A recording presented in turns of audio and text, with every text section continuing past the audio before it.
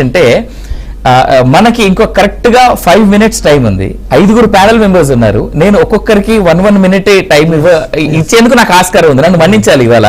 ఇక్కడ ఇంకొక మాట ఏంటంటే ప్యానల్ మెంబర్స్ అందరితో ఆల్మోస్ట్ అందరు panel members except professor Lakshman గారు వదిలేస్తే అందరూ కూడా మావోయిజం భారతదేశానికి అవసరం లేదని చెప్పారు. రైట్. అయితే లక్ష్మణ్ గారితో మొదలెడదామని నేను అనుకుంటున్నా, కానీ ఆయన మాట నేను లాస్ట్ లో వింటా. ఫస్ట్ అంద సత్యం గారితో కంక్లూజన్ తీసుకుందాం. సత్యం గారు, మనకి చాలా మీరు ఒక్క నిమిషం ఇచ్చి ఒక్క నిమిషం ఉంది అంటున్నారు. డిబేట్ నడిపి మీరు ఒక్క నిమిషం ఉంది అంటారు. నేను ప్రశ్న వేస్తాండి. ఇప్పటి వరకు చెప్పిన ఆన్సర్స్ లో చాలా అభివృద్ధి అవుతుంది, చాలా అభివృద్ధి అవుతుంది, కార్పొరేట్ వల్ల అభివృద్ధి అవుతుందని అన్నారు. ఒక ఎగ్జాంపుల్ విద్యారంగం తీసుకోండి. ఇవాళ పేదలు ఎస్సీ ఎస్టీ బీసీలు అగ్రకులు ఉన్నటువంటి పేదలందరూ గవర్నమెంట్ స్కూల్స్ గవర్నమెంట్ కాలేజెస్ ఉన్నారు. మీరు పోయి లెక్క తీసుకోండి, 95% వాళ్ళే ఉన్నారు. Private schools corporate schools corporate colleges లో ధనికులు ఉన్నారు. ఈ ధనికులందరూ కలిపి మన విద్యారంగం 75% పెరిగింది, లిటరసీ గ్రాడ్యుయేట్స్ 28% పెరిగిందని ఉపన్యాసాలు ఇస్తాం.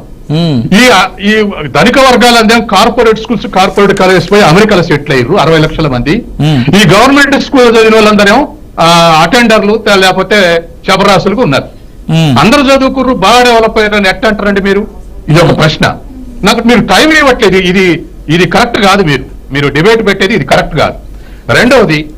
రెండవది అట్లాగే వ్యవసాయ రంగంలో చాలా అభివృద్ధి అయింది, చాలా స్కీములు ఉన్నాయి అంటున్నారు. ఎన్నాళ్ళు స్కీములు ఇస్తారండి? ఎన్నాళ్ళు ముద్దలు ఇసిరేస్తారు? ఇప్పుడు పాత్రదారులు కావాలండి. You are creating beneficiaries. మీరు లబ్ధిదారులను క్రియేట్ చేస్తున్నారు. 80 ఏళ్ళ లబ్ధిదారులను సృష్టిస్తున్నారు. అంటే మేము ఇస్తే మీరు తీసుకొని అంటున్నారు.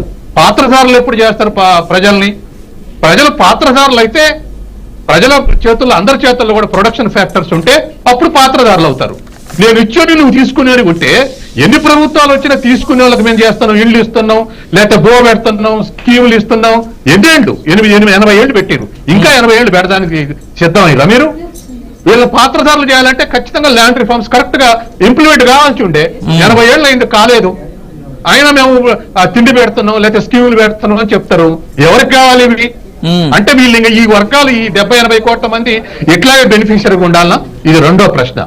తర్వాత మూడో ప్రశ్న, అందరికి డెమోక్రసీ ఉంది, అందరికి డెమోక్రసీ ఉంది. డెమోక్రసీ వాళ్ళ సాయుధ పోరాటాన్ని నేను సమర్థించట్లే, కానీ ఏమి డెమోక్రసీ అండి? ఇవాళ తెలంగాణలో ఏ కులం నుంచి ఎంతమంది ఎమ్మెల్యేలు వచ్చారు? భారతదేశంలో ఏ వర్గం నుంచి ఎంతమంది ఎమ్మెల్యేలు వచ్చారు? ఎంతమంది మంత్రులు వచ్చారు? 70% మంది పోటీ చేయడానికి ఇష్టపడ్డారు. ఇవాళ ఎడిపోయింది ఇది ఇన్క్లూజివ్ డెమోక్రసీ అంటారు, లేదు. ఇన్క్లూజివ్ డెవలప్మెంట్ అంటారు, లేదు. ఇవేమీ చర్చించకుండా పరిష్కారమైన చెప్తారు. ఎక్కడ పరిష్కారం అయింది? మీరు సాయుధ పోరాటాన్ని పోవద్దు, నిజమే. వాళ్ళు పోకుండా ఉండాలంటే మనం ఇంప్లిమెంట్ చేయాలి. ఇవి ఇంప్లిమెంట్ చేయకుంటే సాయుధ పోరాటానికి పోవడం తప్పు అంటున్నాం, నిజమే. అది మార్గం కాదు. కానీ వాళ్ళు అటు పోకుంటుంటానికి ఇవి పరిష్కరించకుండానే ఎట్లా సాధ్యం అవుతుందో చెప్పండి. 80 ఏళ్ళు స్కీములు ఇచ్చారు, ఇంక 80 ఏళ్ళు ఇవ్వాలన్నా?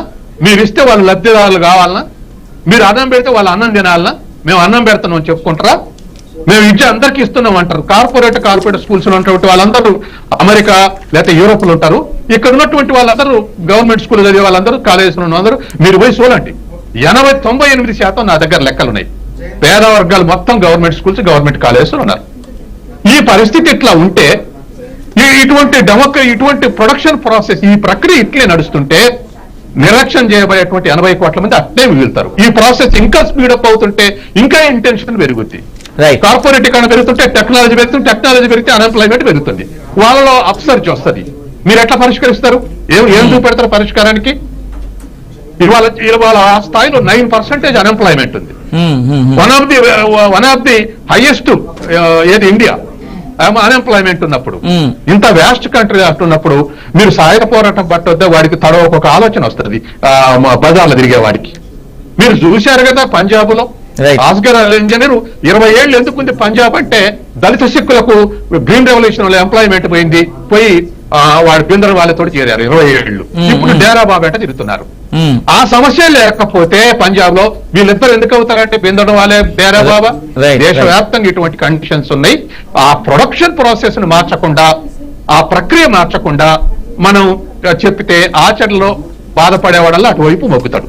ఇది ముందు ప్రీ కండిషన్.